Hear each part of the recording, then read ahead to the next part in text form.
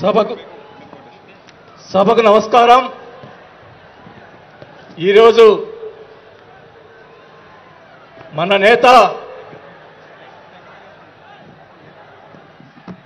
జనసేన రాష్ట్ర అధ్యక్షులు మరియు డిప్యూటీ సీఎం గారైన పవన్ కళ్యాణ్ గారి పిలుపు మేరకు ఈరోజు 12వ ఆవిర్భావ దినోత్సవానికి వచ్చేసినటువంటి జనసేన నాయకులకు, కార్యకర్తలకు, మహిళలకు, వీర మహిళలకు, ఇక్కడికి వచ్చినటువంటి వేదిక అలంకరించినటువంటి పెద్దలు,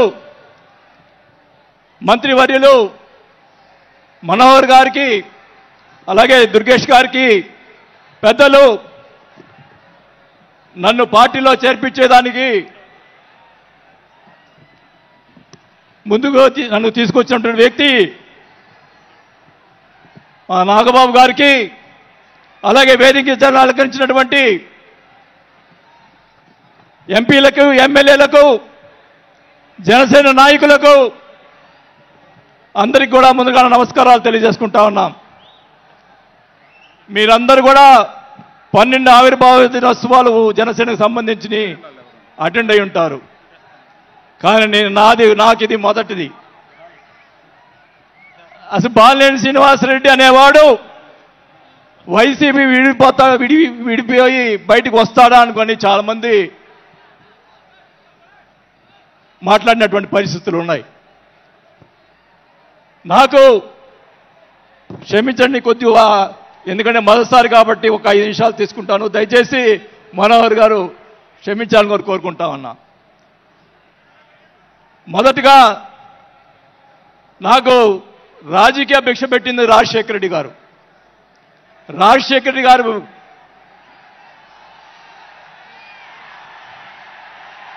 చెప్తాను, వినండి.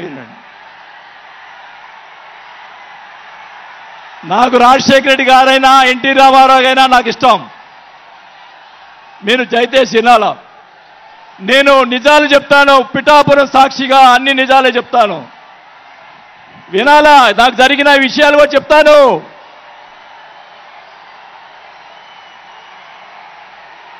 ఆ తర్వాత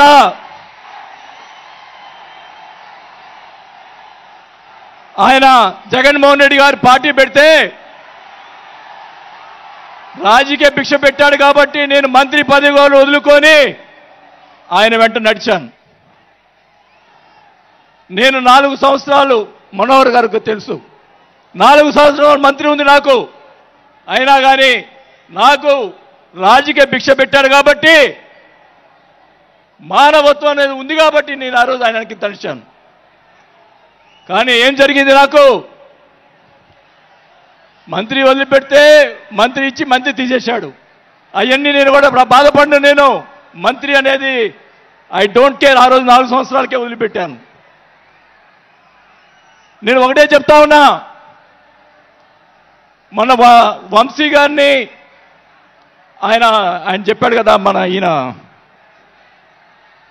సినిమా యాక్టర్, ఆయన పేరేంటి, పోసాని మురళి గారు, వాళ్ళని అరెస్ట్ చేస్తే ఈయన పోయి జగన్మోహన్ రెడ్డి గారు పోయి వాళ్ళని పరామర్శిస్తాడు. నేను ఒకటే చెప్తా ఉన్నా, రఘురామకృష్ణరాజు గారిని నిన్ను ఏదో మాట్లాడితే ఆయన లోపల పెట్టించి, కుదగొట్టించి, కాలు చేతులు ఎర్రగొట్టించి లోపల పెట్టించావే. 17 సంవత్సరాలు ముఖ్యమంత్రిగా చేసినటువంటి చంద్రబాబు నాయుడు గారి కుటుంబాన్ని, భార్య గురించి మాట్లాడితే వాళ్ళకి బాధ కలగదా అని అడుగుతా ఉన్నా. ఆ రోజే నేను ఖండించాను, నేను అసెంబ్లీలో ఆ రోజే.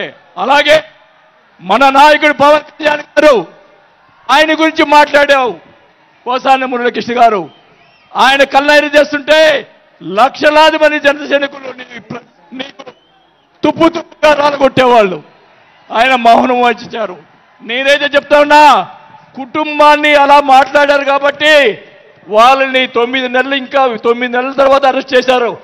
నేనైతే గవర్నమెంట్ ఇచ్చిన మరుసటి రోజే లాఠీతో రాలగొట్టించి లోపల వేయించేవాడని కూడా ఈ సభకు అర్థం చేసుకుంటా ఉన్నా. చేసినటువంటి దుర్మార్గాలు ఎక్కడ పోవు, దుర్మార్గాలు ఎక్కడ పోవు.